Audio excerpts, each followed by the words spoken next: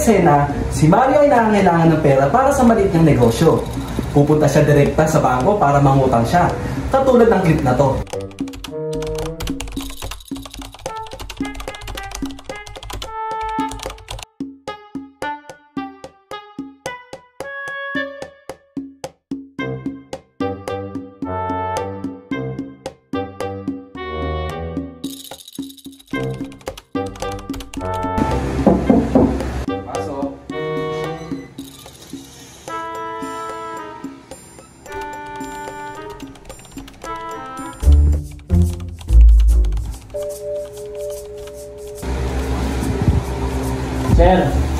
Sir Willie.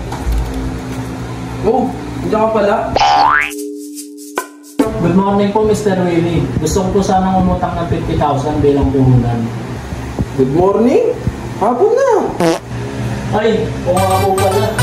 Ha? Ano sinabi mo? Hindi kita maintindihan? Gusto ko lang po sanang umutang ng 50,000 bilang puhunan. Sure, Berting. Pero bago lahat, dapat ka muna kami. Kailangan lang namin ang valid ID mo, payslip, at ang fill-out application form. Para pag na-approve ang inaano mong loan, didirekta namin ibigay sa iyo ang niloloan mong pera. Ito lang po pala kabilis, ginoong halimaw. Sabi ko naman sa'yo, parang si Flash lang yun eh. Hindi, no? Maraming salamat po ulit. Wala nga naman, Berting. Tama na! Ay! Oh, nakita niyo na yung eksena. Kaya sa direct lending, ang borrower ay dumidiretso ng bangko o lending institution. Walang middleman, walang tagapamagitan. Oh, dito naman sa eksenang ito, gustong bumili ni Ben ng motor. Ngunit wala siyang sapat na pera at lalapit siya sa dealership. Kaya dito papasok ang indirect lending.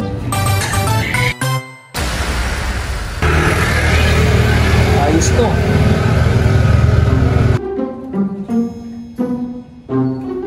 Ayos to. Gusto ko to. Gusto ka ba?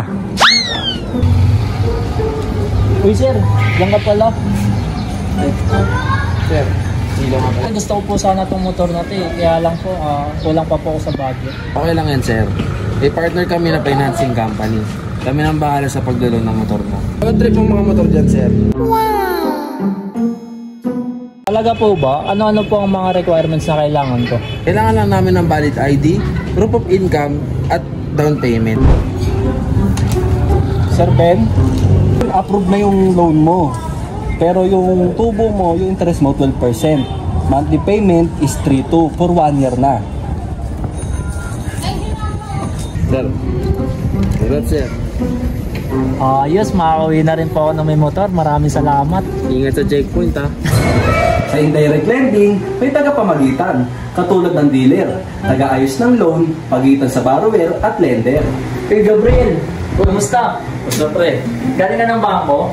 Oo, direkta akong umutang sa bangko eh. Mas mababa ang interest. Ako naman, mas mabilis kasi sa dealer. Kaya kahit may dagdag, tinuloy ko na. Direct or indirect, parehong paraan para makautang. Pero laging tandaan, kapag uutang, maging wais at may alam sa proseso. Umutang ng may alam para hindi magkaroon ng problema sa dulo. Ting!